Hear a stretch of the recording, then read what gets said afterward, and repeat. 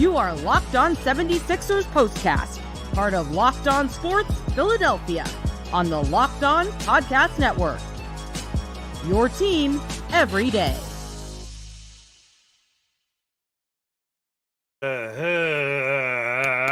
Welcome to the show, everybody. My name is Mark Farzetta. This right here is Locked On 76ers Postcast on the Locked On Sports Philadelphia YouTube channel. Make sure you like and subscribe on Locked On Sports Philadelphia. We'll be breaking it down. Even when the Sixers, get an MVP back in Joel Embiid and Paul George starts playing basketball. Because right now it's all about ramping it up for everybody, whether it's a knee injury with a hyperextension, a bone bruise in Paul George's case, or it's maintenance. That's right, maintenance right now with Joel Embiid. Either way, welcome to the show. Hit like and subscribe on the Locked On Sports Philadelphia YouTube channel. And I do got to tell you that this particular episode is brought to you by the great people at FanDuel. You can start the season with a big return on FanDuel. New customers get a $5. That's right. Just place a $5 bet, and you'll get started with $150 in bonus bets if you win your first $5 bet. That's right. Visit FanDuel.com to get started. That's FanDuel.com, where new customers can place a $5 bet, and you'll get started with $150 in bonus bets if you win your first $5 bet. Visit FanDuel.com to get started. Also happy to announce your favorite podcast now has a newsletter. Introducing the Locked On 76ers Daily Newsletter. One-stop shop. That's right. One-stop shopping for the ultimate team and league coverage delivered right to your inbox, courtesy of the great people of Locked On Sports. Sign up now for free at LockedOnDaily.com. That's LockedOnDaily.com. Start your day with all new free Locked On 76ers news letter, just like that. Let's level with one another for a second here, okay? Let's level with one another. Here's where we're at right now with the Sixers. We're waiting for the two other stars to come back. Right now, you got Tyrese Maxey, and I guess the goal is to just run him through the ground. But let's talk about expectations. And we've talked about this as the season is underway, and the Sixers have dropped to 1-4 now on the season. But let's talk about the expectations. The expectations I have for Tyrese Maxey is to continue to grow into even more of an all-star player. Hell, go ahead and flirt with the MVP. That's what I want to see from Tyrese Maxey by the time this season's over. Be the first ever back-to-back most improved players, all right? Going from a non-all-star to an all-star, most improved. Well, how about going from an all-star to an MVP? Can he be most improved again? Why not go for that one? But we're not seeing that right now from Tyrese Maxey because with Joel Embiid, and we'll get to his comments that he made 2 days ago now, with Joel Embiid being out, he is giving all the room in the world to Tyrese Maxey to grow, to be the number one guy on this 76ers squad. But my expectations are right now, without the 76ers playing without Paul George and without playing Joel Embiid, my only expectation comes down to how Tyrese Maxey performs, which is he will perform at an all-star level again. 45-point night that he had in Indianapolis was absolutely fantastic. That's what I need to see more from when it comes to Tyrese Maxey. Seeing him lay it out there on the line against the Detroit Pistons and doing everything he could to try to will his team a win. Came up short. Wasn't going to be the case, unfortunately, getting a win, that is. But what are the expectations for the Sixers team without the other two stars? Just continue to show me maturation. Let me see something from Jared McCain. And that brings us into three big things. Number one, Jared McCain. I don't have high expectations for him this season. I just want to see improvement. And what I ask every single young player, rookie, sophomore season in the NBA or NFL or MLB or NHL, whatever it might be, any young player, all I want to see from them is look like you belong. And Jared McCain, you could say it's garbage time. You could say it really means nothing. But Jared McCain going out there tonight and hustling his butt off in that fourth quarter at least showed me something. Knocks down his first three of his NBA career. Minutes later, comes right back down, knocks down another three. You see him drop in two nice floaters. And all in all, you're watching a kid score 19 points in 17 minutes. And he was part of a nice run there in the fourth quarter. They put together a 12-2 run, the Sixers did, over less than a minute. He was the guy spearheading the whole thing. And then before you knew it, it was a 15-point game. All right. Get it going a little bit there, young fella. Put the quarter in the old rally machine. Go on a run. Sixers did. And Memphis, like they did throughout the second quarter, throughout the third quarter, and did it again in the fourth quarter. If the Sixers showed, well, in the fourth quarter, they showed a pulse. In the first quarter, they showed a pulse. Second and third, not much of a pulse. But if they showed anything, like making a basket, like, oh, maybe after this Tyrese Maxey 3, the Sixers will start. Nope, not a run. Nope, not going to happen. Not going to happen. Jared McCain's number one. Number two is just momentum killers after momentum killers after momentum killers in this game. And it was all courtesy of the Memphis Grizzlies just out hustling the Sixers. And they were out hustling the Sixers above all else on the glass. In total, on tonight, this is insane. The Sixers got out rebounded 52-33. This is about right place, right time, sure, when it comes to rebounds, but it's also about physicality.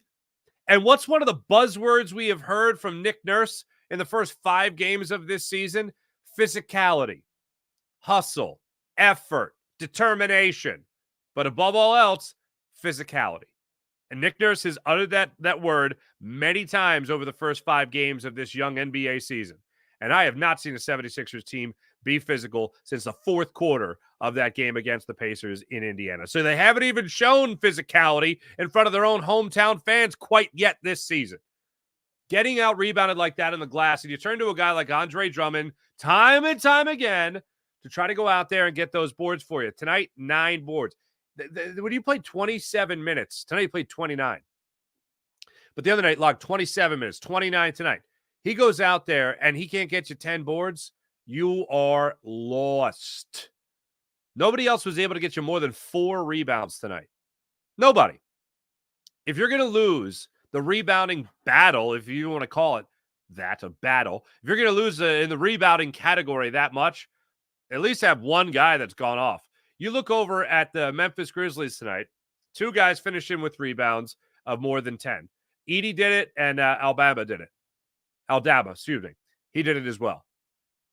Not to mention the fact that 1, 2, 3, 4, 5, 6, 7 different Memphis Grizzlies finished in double figures in scoring.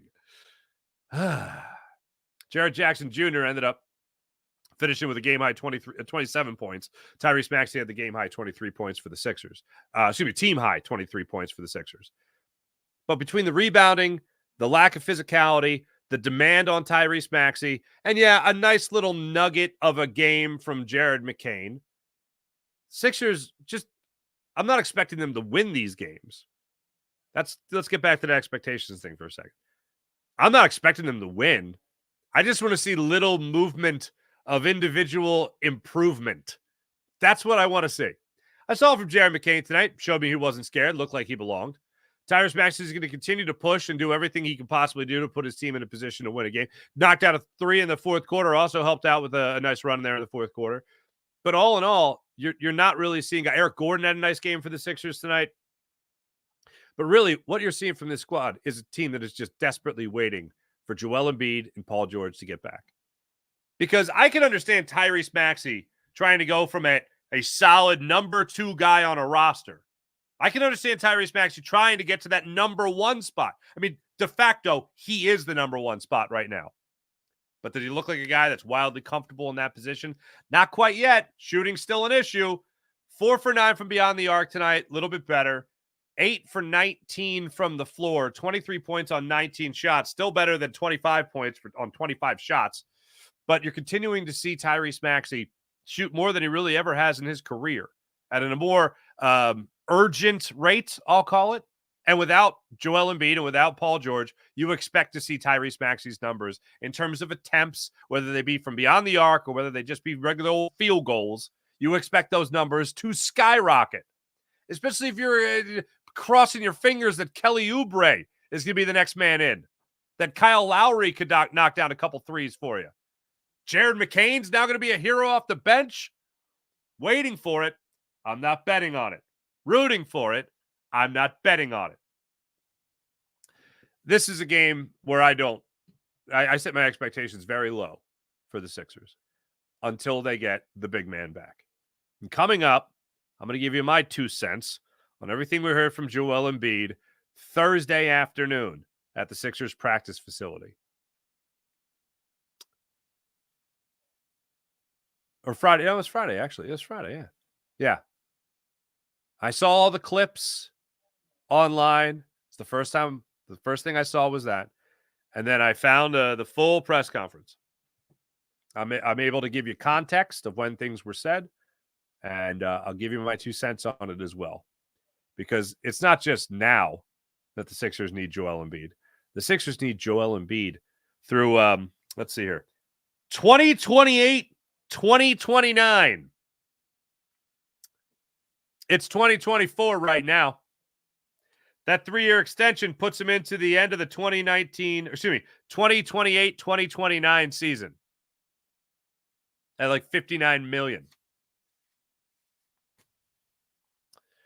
You having fun yet? I'm having a blast. We're going to get into Joel Embiid's comments coming up in a second. Also, let me know in the chat what you guys made of Joel Embiid's comments. We'll run through it all when we come back. We'll tell you a little bit more about this game as well. We'll take a look at where the Sixers are headed next after this. This is Locked On Sports Philadelphia, the Locked On Sports Philadelphia YouTube channel. My name is Mark Farzetta. Back after this. FanDuel. Take advantage of all they have to offer on FanDuel, NFL, NBA, whatever the case might be. Get ready to tackle the NFL action with FanDuel, America's #1 sportsbook, because right now new customers can get a bet. They can make a bet of $5 and get $150 in bonus bets if you win. FanDuel Sportsbook app gives you everything you need to place live bets on the NFL and NBA all in one place. So when you get a hunch in the middle of a game, you can check the latest stats, view live play-by-play, and so much more when you use all on the same page on FanDuel when you use FanDuel. Just visit FanDuel.com to join today. And if you're looking at NBA odds, for instance, MVP, Shai Gilgeous-Alexander right now going off at plus 250, leading the pack. Luka Doncic going off at plus 290. Jason Tatum plus 500. Anthony Edwards, the Ant-Man, plus 700. That's all on FanDuel. And right now, you'll get started with $150 in bonus bets if you win your first $5 bet on FanDuel.com. That's FanDuel.com. Never waste a hunch. Make every moment more with FanDuel, an official sports book and sports partner of the NFL. All right. First, context is important. It's key, actually. Here's the deal. I'm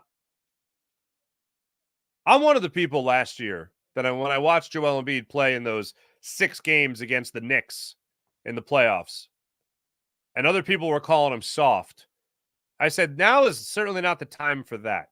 If you want to talk about injury prone, yeah, he's definitely injury prone. It's a statement of fact. It's not even an opinion. The man's injury prone.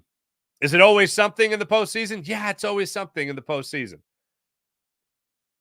And last year in particular, I fought against the crowd that was yelling how soft Joel Embiid was, because the guy shouldn't have been playing. He wasn't even, 80%, 75% going up against the Knicks, but the only chance the Sixers had of winning in that first round playoff series against the Knicks was if Joel Embiid played, great, and maybe Tyrese Maxey went off and the Sixers were going to make some kind of a run to be able to win that first round series. I never liked them. Thought the Knicks were playing some great basketball. I knew JoJo wasn't 100%, and I knew without him 100%, the Sixers did not have a chance. The only shot in the dark, if you're him, that this Sixers team has of winning is if he plays. So I applauded his effort playing through the injury. Bell's palsy, for crying out loud. The blurred vision, knee injury, all last year in the playoffs. He tried to fight through. That's not soft. That's tough. And I'll take that from a player every day of the week. So with that being said, I hit rage mode when I was listening to Joel Embiid address the media this week. It was rageful. I wanted to do an emergency show, as a matter of fact, just to vent my own frustrations. But I thought, no, take a breath. And here I am more than 24 hours later, and I'm still angry. And I'm not even angry at the idea. Now, look, again, context is important. When the season started, 2 weeks ago, and we knew Joel Embiid wasn't going to be playing, I thought it was Bush that the Sixers fans were told so last minute. But my take on Joel Embiid not playing was more along the lines of, I hate more so, not the fact that this is happening. I hate more so that this has to happen, where he doesn't play in the beginning of the year. And he summed up everything for me. And first off, it took about 4 minutes of the 11-minute press conference, about 4 minutes into the 11-minute press conference for someone to ask him about the playoffs. And it was KYW News Radio, or not the playoffs, the Olympics. And KYW News Radio's Dave Uram asked the question, so the Olympics, like what happened there? And the minute the Olympics got brought up, Joel Embiid knew he had no excuse. And he buried his head in his hand for a second. And you could see that he was frustrated. Then he played the victim card. Right away went to the victim card. That's when he went on the rant of, I've broken my face, I've broken my hand, I've gotten concussions, I've hurt my knee, all this stuff. And I've played through it all for the city, all I've done for this city. I am a huge Joel Embiid fan, and I hate that press conference. I hate just about everything he said. I don't doubt him that he wants to play. If you're talking about whether or not Joel Embiid wants to play, I believe that is burying the lead. It's the fact that he can't. He talked about how he wishes he was one of those people that could play every game. Yeah, but he can't. I would like him to be one of those guys that could play every game. He can't. He's a 30-year-old true 7-footer who has had a laundry list of injuries. The only way, and the Sixers, this is what it is. The Sixers, 1 billion% are riding and dying, or living. Who knows? Let's be optimistic. The ride or die is Joel Embiid. And that's it. Ride or die is Joel Embiid. They're going to win with them or they're going to lose with them. But nobody's getting off this train anytime soon. So now the Sixers look at it like this. Joel Embiid looks at it like this. He would love to play, but he can't. Why could he play in the Olympics? This is another thing he said. When he talked about playing in the Olympics, well, it's a little different than playing for the Sixers. He's like, on that team, I could mail it in. And that team could win. I didn't have a big workload on that team. He said, what did I play? 10 minutes? He averaged just under 17 minutes a game. He played 27 minutes against Serbia. That's a game he seemed really proud of. He referenced that once or twice during the press conference. But here's the deal. If these games meant anything, now I apologize, Adam Silver, right out of the gate. Apparently your little, first half of the season Players Trophy, NBA Cup, whatever the hell, does not motivate Joel Embiid. Oh, no. If these games mattered, he'd be playing. He would have already been ramped up. But Joel Embiid doesn't want to play in the first couple months of the season. I'm saying 1-2 as far as health will allow him. If he really wanted to play, he'd play. But he doesn't want to play right now. Because he knows he's going to get hurt. This is what it boils down to. If these games were meaningful, like the Olympics, maybe he'd give you 20 minutes. Maybe he'd give you 15. Maybe he'd play the fourth quarter for you. But folks, we got to get on the same page here. This doesn't matter right now, unfortunately, when it comes to the standings later. Sure, these games count the same. But Joel Embiid wants to play when he knows it matters, like the Olympics. Paul George is going to be healthy. You can rely on him more. Without Paul George being healthy, who knows? Maybe Joel Embiid even plays by now if Paul George is healthy. But without Paul George, it's just him and Tyrese Maxey. He's going to feel like he has to run the show. Even more so than what we had seen in the past. 35 minutes, 40 minutes. He's going to feel like he needs to play harder, needs to play better, and he's going to put more strain on those knees. My number one takeaway from that press conference was we have a center that can play at the MVP level anytime he steps out on the court, if he's healthy. He is trying to make sure that he's healthy for the playoffs, and that's it. If the Sixers are scuffling, if Paul George comes back and is playing well and Maxey's playing well, but the team's not winning, he'll come in, he'll play, he'll make sure this team makes it to the playoffs. I have zero doubt about that. But when it comes to the injuries, that is what is most concerning about Joel Embiid, because he flat out told you. I could play in the Olympics because I didn't have to do much. Yeah, there was one game that I did something. He talked about you get a chance to play for your country, you do it.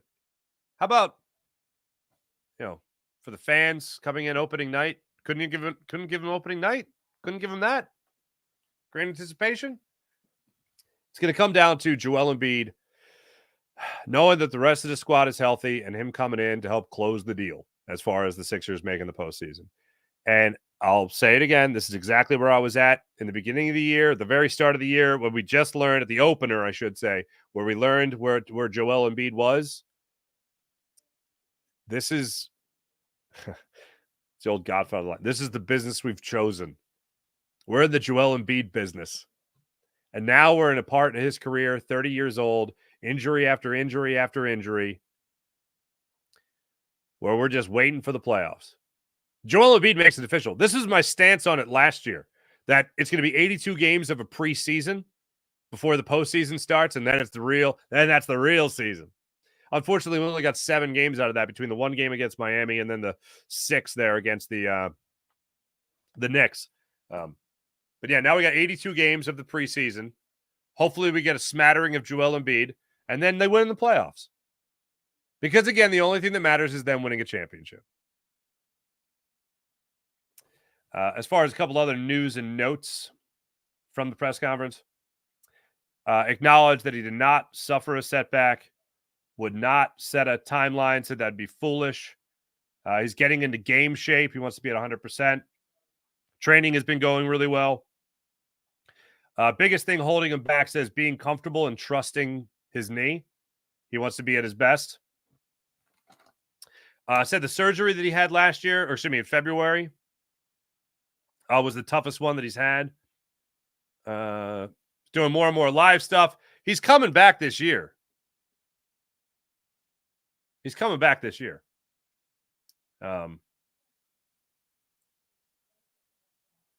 Just a matter of when. Hopefully soon. Was asked when it was decided between the Olympics and the start of the season that he'd be missing games. And he said it was never decided. My body didn't respond well. Well, then that's when he went to the victim card about all he's done for the city. Couldn't pass up on the opportunity to play in the Olympics, yet pass up on the opportunity to play for the city that has supported him. See, that's the other thing. The whole thing about the victim card, about all the things he's played for. Yeah, I was there. I watched. We all watched. We all know what Joel Embiid's going through. Like, not in his shoes, we know what he's going through, but we've watched it. We've been disappointed year after year.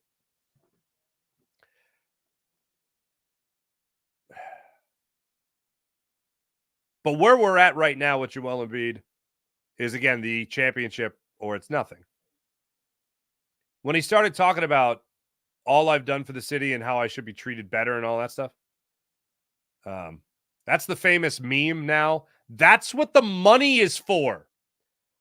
That's what 3 years, $193 million of an extension is for. This city has supported Joel Embiid. This city took up for Joel Embiid in all those idiotic Joker versus Joe debates. And then Joker goes and wins a championship. Ugh. It's extremely frustrating to be a Sixers fan right now, and it's been for a long time. So if Joel Embiid's going to throw the victim card out there and talk about what he's owed, nobody's owed more than the 76ers fan base. Let's get it straight. And I've said for years now that I've got a soft spot in my heart for 76ers fans because what they put themselves through and the fact that they didn't go away, the fact that they grew during the process years of winning 19 games, 18 games, 10 games. The fan base didn't go away. The fan base didn't beg that the team move out of Philadelphia or anything ridiculous like that. No, they stuck by the team.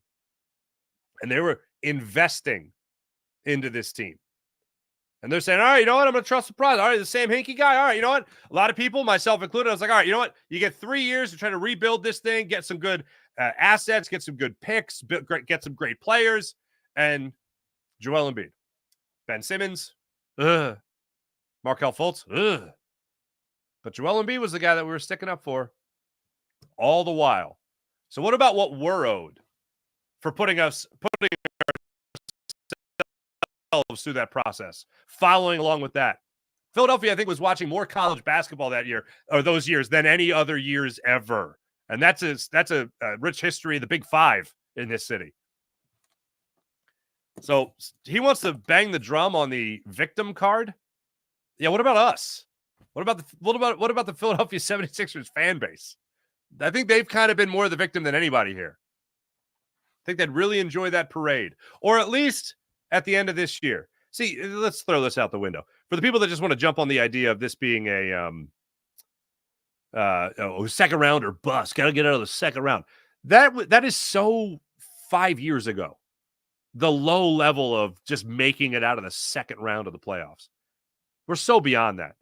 This is about, at the end of this year, either having a championship in hand or losing a championship.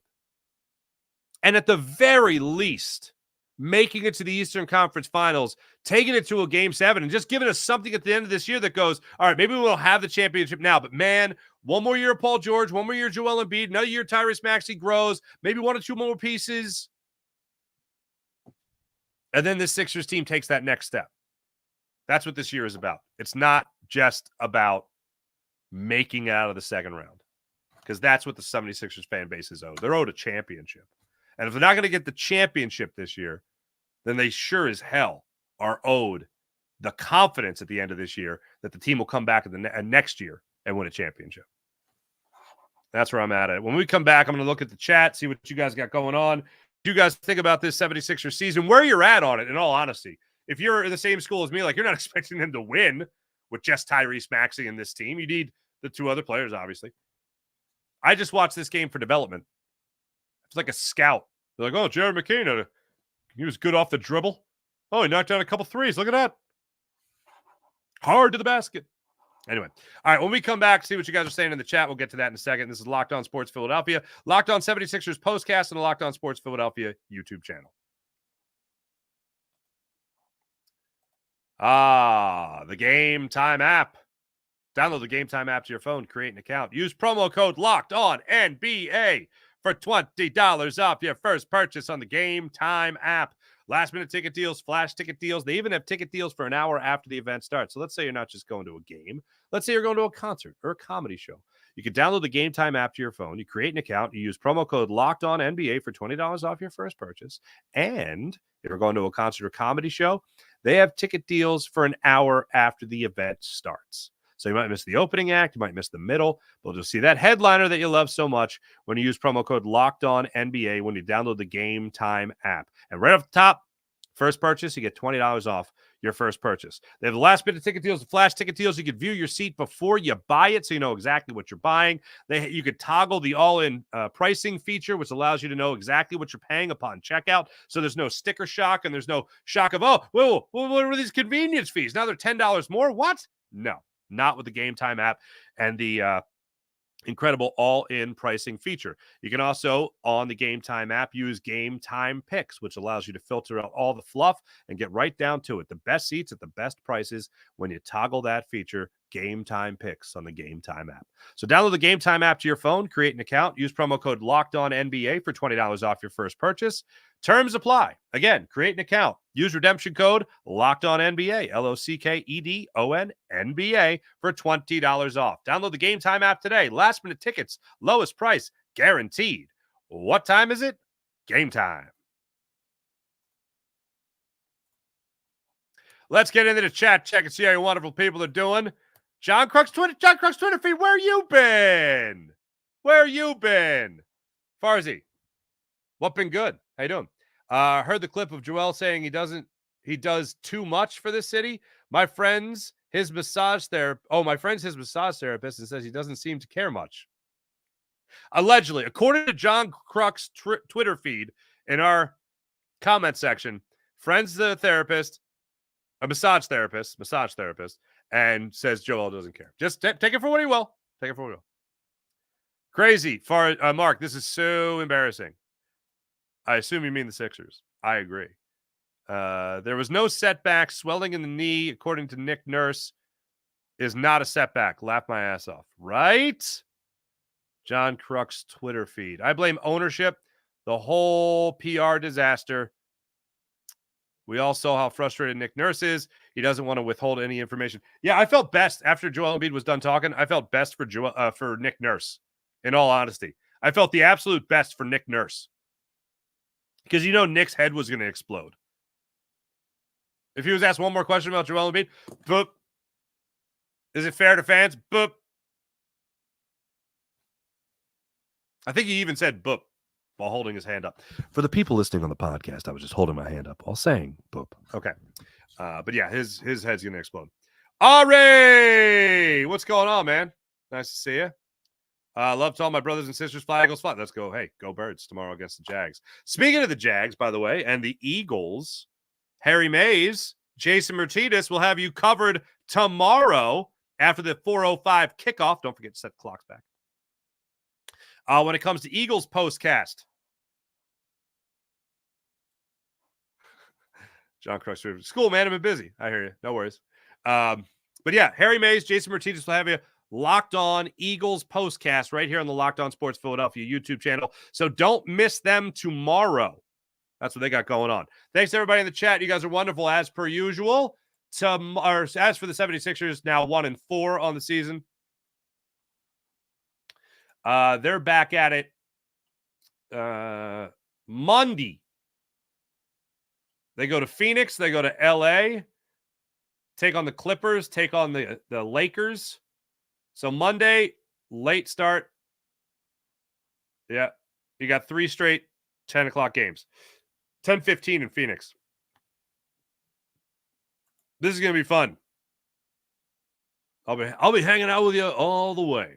Thanks for watching. Thanks for listening. You guys are awesome as per usual. Make sure you guys hit like and subscribe on the Locked On Sports Philadelphia YouTube channel. That's like and subscribe on the Locked On Sports Philadelphia YouTube channel. Back with you guys Monday at around 1 a.m. probably. All right, 12:30 p.m. See you guys then. Thanks for watching. Thanks for listening. Locked On Sports Philadelphia. Bye.